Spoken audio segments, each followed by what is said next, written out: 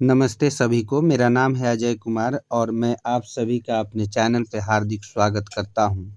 हम लोग NCERT new book को स्टार्ट कर चुके हैं मैथ्स में, जिसमें से मैं क्षेत्रमिति चैप्टर क्लास 8 कक्षा 8 यह प्रश्नावली 9.1 क्षेत्रमिति का क्वेश्चन नंबर 2 है। आइए क्वेश्चन को देखते हैं, समझते हैं, फिर सॉल्यूशन करते हैं। एक समलंब का क्षेत्रफल 34 सेंटीमीटर स्क्वायर है या स्क्वायर सेंटीमीटर है और इसकी ऊंचाई 4 सेंटीमीटर है। समांतर भुजाओं में से एक की 10 सेंटीमीटर लंबाई है। दूसरे समांतर भुजा की लंबाई ज्ञात कीजिए। ठीक है, तो मैं फिगर के माध्यम से आप लोगों को बताऊंगा।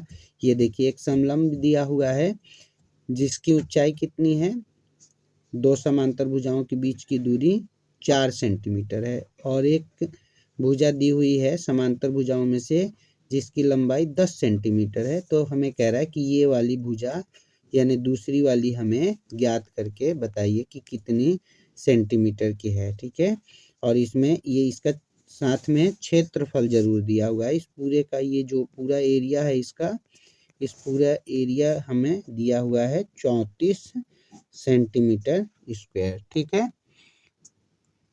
आई think the question is clear to you. अब क्या करेंगे, आइए इसका सॉल्यूशन करते हैं। सॉल्यूशन में सबसे पहले जो चीज़ें दे रखी हैं आप उन्हें लिख सकते हैं, जो भी चीज़ें दी हुई हैं। ये क्षेत्रफल कितना दिया हुआ है तो ये लिख लेंगे 34 सेंटीमीटर स्क्वायर दी हुई है। ऊंचाई भी लिख लीजिए, कितनी दी हुई है,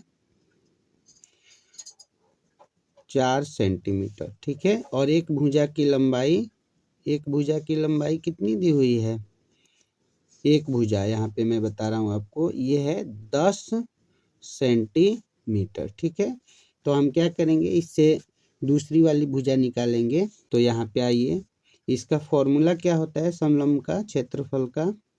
सबसे पहले आप पहला क्वेश्चन जरूर देख लें।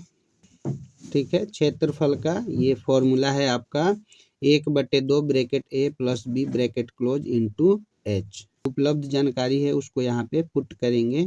1/2 और ए हमारे पास नहीं है, बी है, कितना है 10 सेंटीमीटर। ठीक है, और गुना में एच हमारे पास कितना है 4 सेंटीमीटर। ये चीज़ें हैं हमारे पास।